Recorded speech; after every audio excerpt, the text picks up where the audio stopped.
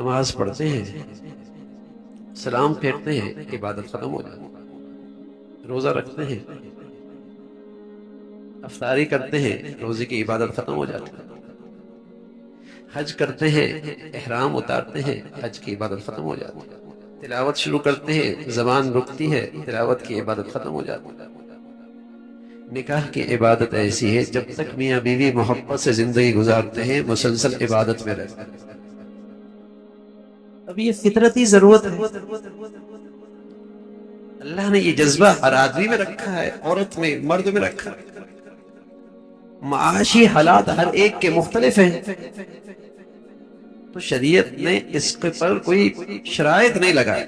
اس کو مشکل نہیں بنایا، اسے بوجھل نہیں بنایا، اسے مشکل نہیں بنایا، بوجھل نہیں بنایا، اس کے راستے میں رکاوٹیں نہیں کھڑی کی، اس عبادت کو انتہائی آسان رکھا،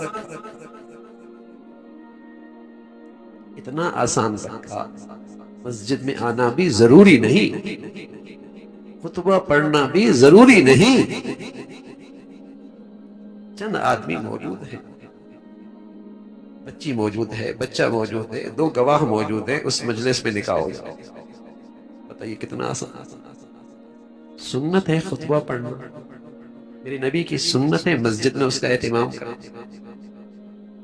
لیکن اس نکاح کی عبادت کے لیے کوئی چیز ضروری نہیں قرار دی کہ مشکل ہو جائے، آسان کر دیا، فطرتی ضرورت ہے۔ اور اب ہم نے اس حالات آسان کو کتنا مشکل کر دیا، اتنا مشکل کر دیا۔ جب تک لاکھوں نہ ہو نکاح نہیں ہوتی، بلکہ میں لاکھوں بھی کم کہہ رہا ہوں، اس لیے کہ جنہیں اللہ نے پیسہ دیا ہے اب تو وہاں یہ حال ہے کہ لاکھوں کا تو صرف ایک جوڑا بنتا ہے، لاکھوں کا تو صرف ایک جوڑا بنتا ہے، اور وہ ایک ہی مرتبہ پہنا جاتا ہے، اور اس کو پہننا بھی ایک مصیبت ہوتی ہے۔ لیکن کیا کریں، سوسائٹی کا رواج جو ہے، لوگوں کو بھی تو بتانا ہے، دنیا کو بھی تو دکھانا ہے، شریعت آسان ہے، وہ آج ہم نے مشکل کر دی، اور جسم و رواج جو واقعی مشکل ہیں آج ہمارے لیے آسان ہو گئے، کتنا مشکل کر دیا۔ منگنی ہے اور اس کی تقریبات ہیں، اور پھر مہندی کی تقریبات ہیں، اور پھر نہ جانے کن کن کی تقریبات ہیں، اور پھر جب تک شامیانے نہ لگے، اور جب تک ہال بک نہ ہو، اور جب تک کہ ہزاروں آدمی شریک نہ ہو، اس وقت تک اس کا نکاح نہیں ہوتا۔ اچھا، سب کے سر میں درد ہے، بیوی کی بھی، شوہر کی بھی، اماں کی بھی، سب کے سر میں درد ہے، مشکل ہو گئی، لیکن کرنا بھی ضروری ہے۔ تکلیف میں سب ہیں، دل سے کوئی نہیں چاہ رہا، پھر بھی رسمیں پوری کرنی ہے، اور جب ساری رسمیں بھی پوری کر لیتے ہیں، اور اس لیے پوری کرتے ہیں کہ لوگ خوش ہو جائیں،